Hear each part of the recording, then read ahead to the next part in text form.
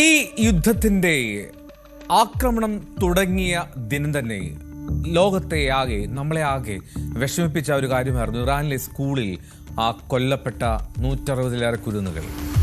ആ കുരുന്നുകൾക്ക് കൂട്ടസംസ്കാരമായിരുന്നു എന്ന്. തെക്കൻ ഇറാനിലെ മിനാബിലെ ഗേൾസ് എലമെന്ററി സ്കൂളിന് നേരെയുണ്ടായ ആ വ്യോമാക്രമണം അത്രമാത്രം ചർച്ചയായതാണ് ലോകത്താകമാനം. സ്കൂളിലെ കുരുന്നുകളെ കൊന്നാണ് ട്രംപിന്റെ വിമോചനമെന്ന സോഷ്യൽ മീഡിയ വിമർശനം ഉന്നയിച്ചതാണ്.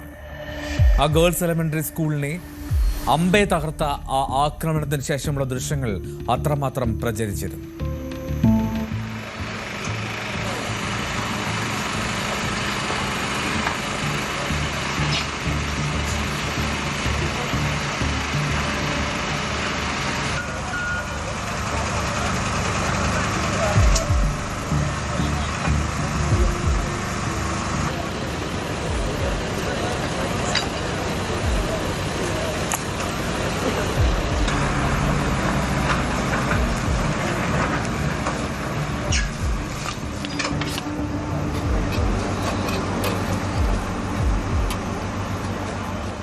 കുറേയേറെ കുരുന്നുകൾ പഠിച്ച ഒരു സ്കൂളാണ്.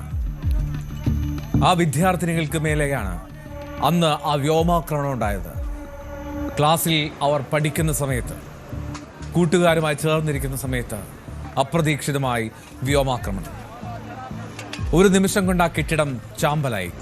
കുറേയേറെ കുരുന്നുകളും കുറേ സ്വപ്നങ്ങളും സ്കൂൾ ബാഗുകളും ഭക്ഷണപ്പൊതികളുമൊക്കെ ചിതറിക്കിടന്നിരുന്നു.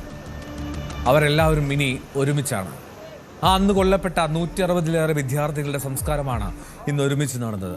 അതിനായി തയ്യാറാക്കിയ കവറുകളുടെ ചിത്രം ഇറാൻ വിദേശകാര്യമന്ത്രി അബ്ബാസ് അരാക്ചി സമൂഹ മാധ്യമത്തിലൂടെ പങ്കുവച്ചു. അതിനു മുമ്പ് ആ കുരുന്നുകളെ ആ നഗരവീതിയിലൂടെ ഇങ്ങനെ കൊണ്ടുപോയപ്പോൾ വികാരഭരിതരായി കണ്ണു നിറഞ്ഞ് ഇറാനിലെ ജനങ്ങൾ മാത്രമല്ല, ലോകം മുഴുവനാണ് അവർക്കൊപ്പം ആ സ്കൂൾ കെട്ടിടത്തിൻ്റെ സമീപമുള്ള ആ ഖബറിലേക്ക് നീങ്ങിയത്.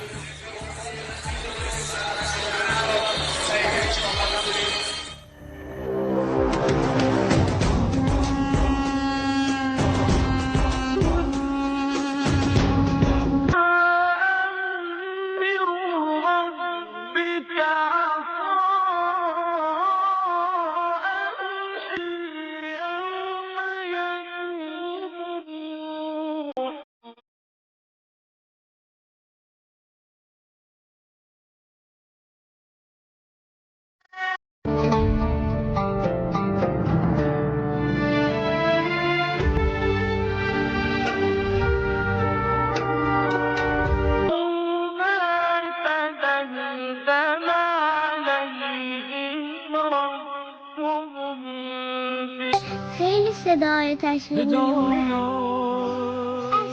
160-ലധികം പെൺകുട്ടികൾക്കായി കബറുകൾ ചേർന്ന് JCB കൊണ്ട് അവർ കുഴിച്ചു. അവിടെ മൃതദേഹങ്ങൾ കീറി മുറിഞ്ഞതാണ്.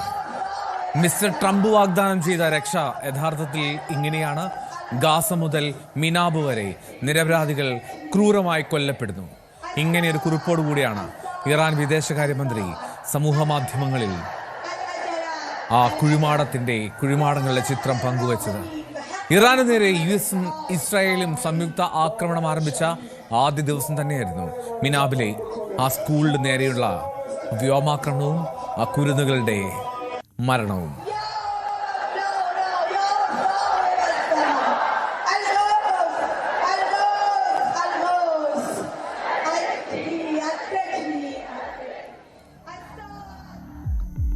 വല്ലാതെ വേദനിപ്പിക്കുന്നതാണ് ആ കുരുന്നുകളുടെ ശവമഞ്ചവുമായി ആ നഗരം ഒന്നായി ഒഴുകുന്നത്. അത് ആരുടെയും ഉള്ളുലയ്ക്കും എന്നുള്ളതിൽ സംശയമില്ല. കാരണം യുദ്ധത്തിൽ അത്രമാത്രം നിരപരാധികളായിട്ടുള്ള കുരുന്നുകൾക്ക് ജീവൻ നഷ്ടമാകുമ്പോൾ എങ്ങനെയാണ് അതിൽ ന്യായം കണ്ടെത്താൻ കഴിയുക? കൂടുതൽ വാർത്തകൾക്ക് News 18 Keralam YouTube channel subscribe ചെയ്യുക.